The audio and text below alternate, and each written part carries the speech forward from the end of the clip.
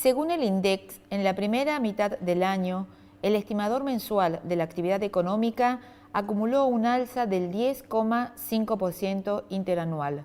Los sectores de mayor crecimiento fueron la industria manufacturera, un 16,8%, comercio mayorista, minorista y reparaciones, un 13,2%, y actividades inmobiliarias, empresariales y de alquiler, un 12,3%. La tasa de desocupación para el segundo semestre fue del 9,6%. El índice de pobreza se ubicó en el 40,6% en este mismo periodo, un 1,4% menos que el segundo semestre del año pasado y 0,3 de punto por debajo del periodo enero-junio del 2020. En tanto, el nivel de indigencia fue del 10,7% en el segundo semestre frente al 10,5% de igual periodo del año pasado. En nuestra provincia, la pobreza alcanza al 46,2% de la población urbana. En tanto, el nivel de indigencia fue del 11,6% de tucumanos. Hola, ¿qué tal? Muy buenas tardes. Bienvenidos a un nuevo programa Consensos para el Tucumán que soñamos, un espacio donde vamos a informar y debatir con invitados de lujo sobre temáticas que nos involucran a todos los tucumanos y ciudadanos. Desde este espacio queremos construir y apoyar y difundir el Tucumán que todos soñamos. Acompáñanos. En el programa de hoy vamos a contar con una eminencia en el campo de la economía. Se trata del licenciado en Economía Eduardo Robinson, quien es economista, consultor de empresas, director de Robinson y Asociado y profesor universitario. Y la verdad que para mí es un placer tenerlo en nuestro programa. Licenciado Robinson, bienvenido a Consensos. El gusto es mío, Beatriz. Hace rato que queríamos tenerlos y bueno, y hoy justamente se da y para nosotros es un gran placer. El gusto es mío, muchísimas gracias por la invitación y por supuesto por la amable presentación. Bueno, el tema de la economía hoy está más que nunca en boga en todos los ciudadanos, el que sabe y el que no sabe. Me gustaría comenzar en esto de definir la economía y por qué tan importante en economía el valor de la confianza. Siempre se dice que lo principal es la confianza. ¿Qué significa esto? Bueno, claramente en primer lugar la economía es lo que nos ayuda a mejorar y la economía tiene que estar siempre al servicio del hombre. La economía tiene que estar humanizada. En la Argentina, lamentablemente, las sucesivas crisis económicas han ido desfigurando ese concepto de economía al servicio del hombre, para mejorar la calidad de vida de las personas, el acceso a mejores bienes públicos, bienes privados, tener esa idea de que siempre tenemos que bregar por una economía que esté mejorando la calidad de vida de las personas, que nos dé oportunidades. Lamentablemente, como te decía Beatriz, en los últimos años, lamentablemente la Argentina, las sucesivas crisis económicas han instalado en la economía como ese fantasma, esa cuestión que todos como tememos a lo económico. ¿Por qué? Porque lamentablemente tenemos siempre como esa angustia, como esa cuestión de qué nos va a pasar. Y claro, está en juego el futuro de las personas, está en juego el futuro del desarrollo humano que tiene que ver precisamente con lo económico. Y ahí viene la confianza. La confianza es precisamente un instrumento, un insumo fundamental que tiene la economía, precisamente porque para que haya, por ejemplo, inversiones, para que haya desarrollo del crédito, para que haya ahorro, tiene que haber precisamente confianza. Por ejemplo, América Latina, si nosotros tomamos desde el año 60 hasta el año, por ejemplo, 2018, donde están las estadísticas del Banco Mundial, el sector, el ahorro canalizado a través del sistema financiero, por ejemplo, en la Argentina ha crecido, el tamaño del sistema financiero ha crecido en esos años un 1,5% en Argentina. Argentina tiene por ejemplo, hoy su sistema financiero en relación al Producto Bruto Interno es del 15%, en América Latina es del 44%, y eso se debe a una cuestión de confianza. Cuando las personas van a hacer depósitos en plazo fijo, cuando van a tratar de canalizar sus excedentes, aquellos que pueden ahorrar, entonces dicen, bueno, a ver, pero yo no voy a colocar el dinero a un plazo mayor a 30 días, por ejemplo, en un banco, porque después no sé lo que va a pasar, entonces prefiero ir renovando ese plazo fijo porque me falta confianza. O el inversor que dice, bueno, a ver, vamos despacio, no voy a poner toda la carne en el asador, este proyecto que tengo lo voy a ir como dosificando, precisamente porque no tengo en claro cuál es el horizonte que viene por delante. Entonces, la confianza, como vos marcás, es una cuestión fundamental en la toma de decisiones económicas de todo tipo.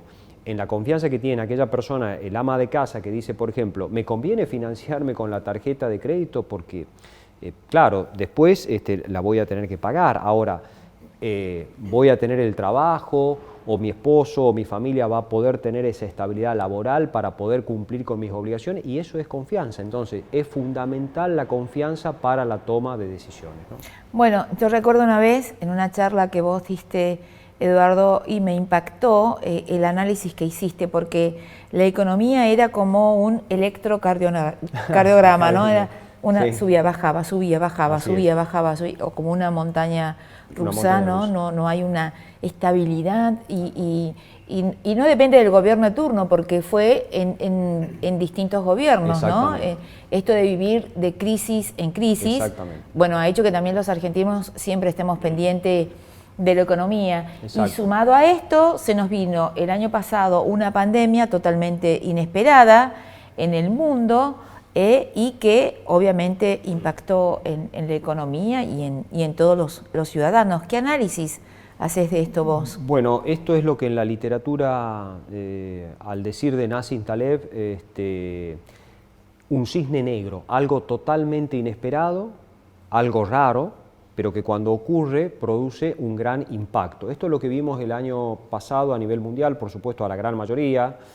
Muchos hablan de que, bueno, de que en realidad ese virus fue, bueno, no entramos en la fabricación del virus, para la mayor parte de la humanidad fue algo totalmente inesperado y por supuesto afectó a la economía mundial cayó el año pasado alrededor del 5%, es decir, hubo un bajón enorme de la economía y por supuesto a todo el mundo, para todo el mundo fue un gran desafío, pero en muchos países se sintió, en los países desarrollados, sobre todo en América, en Estados Unidos y en Europa, fue más amortiguado todo lo que tiene que ver con los, llamémosle así, con todas las cuestiones de freno en la actividad, de freno en el comercio, de freno en todo lo que tiene que ver con el crédito, pero fue mucho más amortiguado porque en las economías desarrolladas la parte fiscal, en economías que tienen la posibilidad de incrementar el gasto público, se sintió menos. No así en la Argentina, que fue uno de los países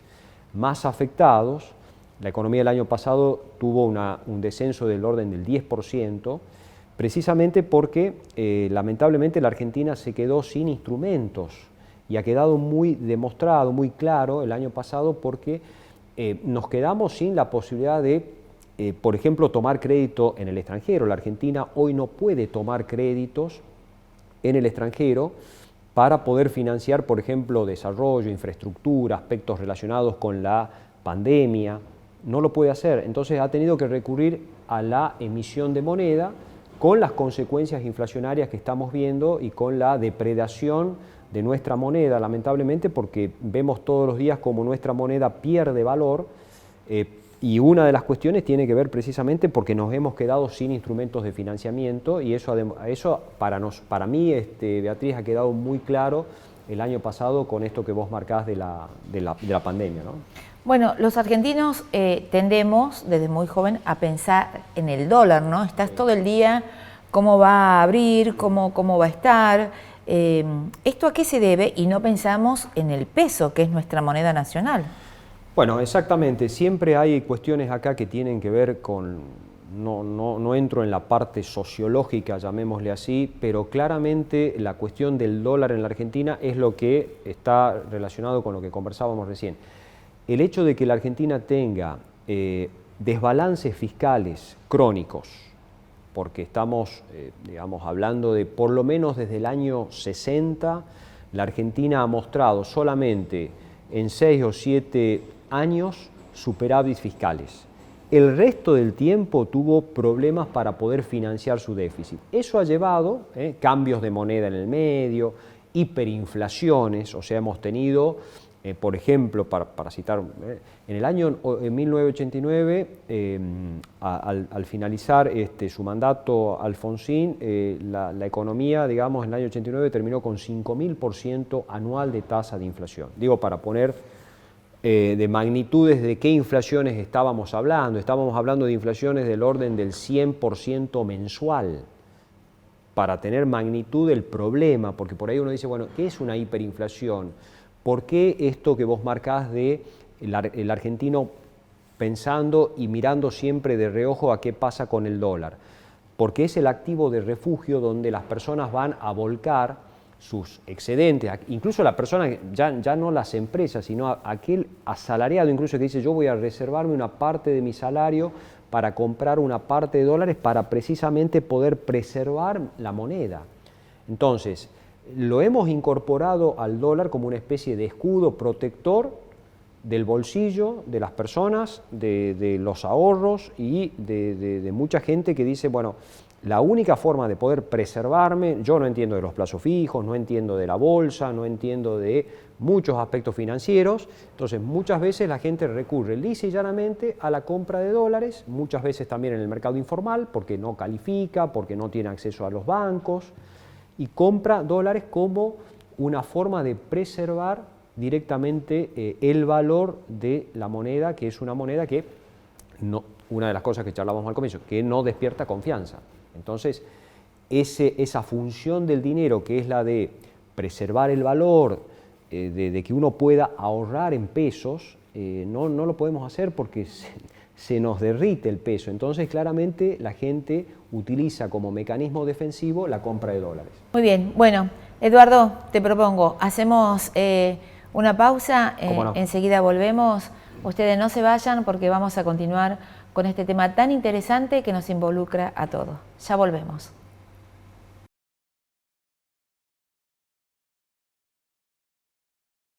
Arrancamos con nuestro segundo bloque en nuestro programa Consensos, con un invitado especial, el economista y licenciado Eduardo Robinson, con un tema que a veces decimos que es duro, economía, ¿no? Pero que nos involucra a todos y que nos impacta a todos. Pero este segundo bloque es un poco más distendido, Eduardo. Bueno. Queremos conocer un poco más sobre nuestros invitados y nos gustaría que nos cuente qué te gusta hacer en tu tiempo libre. Bueno, la verdad a mí me gusta correr en el tiempo libre, le dedico mucho al footing, salir al aire libre, me gusta mucho la Te he visto varias veces en la Plaza San Martín, Eduardo, muy tempranito. Temprano, sí, la verdad me gusta porque aprovecho el oxígeno, el aire fresco, me gusta y sí, la verdad que eso es algo que me distiende y la verdad me hace muy bien, así que es una de las cosas que más me gusta y la lectura también me gusta, leer no solamente los diarios, las cuestiones de actualidad, sino también, por supuesto, algunos libros que uno por ahí siempre quiere leer o quiere y bueno, estar, por supuesto, con la familia, con los seres queridos, también es algo que a uno lo energiza mucho, ¿no? ¿Y libros que recomendarías? ¿Empresarios, emprendedores? Sí, hay bastante literatura, está saliendo bastante literatura de cuestiones, siempre digamos, de cuestiones que tengan que ver, por ejemplo, con administrar las empresas en épocas de turbulencia, las cuestiones de precios. Los precios tienen todas estrategias y ahora estoy leyendo un libro sobre precios que justo escribió un amigo, Ariel Baños, que es precisamente quien tiene una empresa dedicada a todo lo que tiene que ver con precios. Así que yo creo que en una Argentina donde precisamente hemos hablado mucho sobre la inflación, de cambios en los precios, bueno, cómo las empresas, el comerciante, aquellas personas que dicen, bueno, la verdad yo recibo el precio, no lo pongo, pero siempre uno en su comercio puede hacer una política de precios, mirá, esto no estoy vendiendo y por lo tanto sería bueno hacer una promoción, ¿cómo la hago? Entonces hay bibliografía, te repito el autor por ahí es Ariel Baños, que escribió un libro sobre el secreto de los precios, que me parece muy interesante, y sobre todo también hoy en día que decimos, bueno, los precios están subiendo. ¿Qué pasa cuando, viste, cuando te ponen la palabra oferta, como la palabra oferta atrae? Porque Sí, vos, claro. por más que vayas muy rápido y decís, oferta, perdón, voy a fijarme de qué se trata esto, ¿no? Entonces, la oferta, las promociones, las rebajas, bueno, todas estas cosas que a todos nos atraen como consumidores y como nosotros, siempre estamos con los precios. Por ejemplo, vos fijate, ¿no?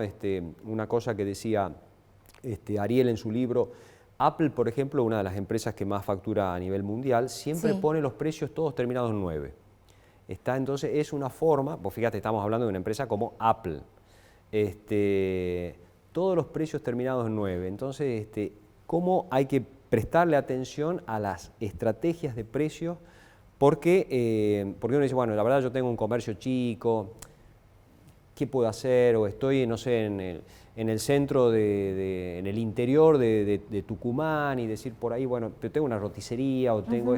La gente, para mí, estrategia de precio, pero cuidado, prestarle atención, poné esas ofertas, poné eso que la gente sabés que le va a prestar atención.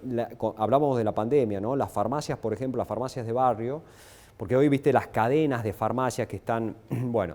Pero esas farmacias de barrio donde la gente no podía movilizarse, pero decía, uy, tengo en la esquina, la verdad nunca le compré a la farmacia de la esquina. Y bueno, la farmacia de la esquina también puede tener a veces esas estrategias, esas cuestiones y pensar a veces en esos términos, ¿no?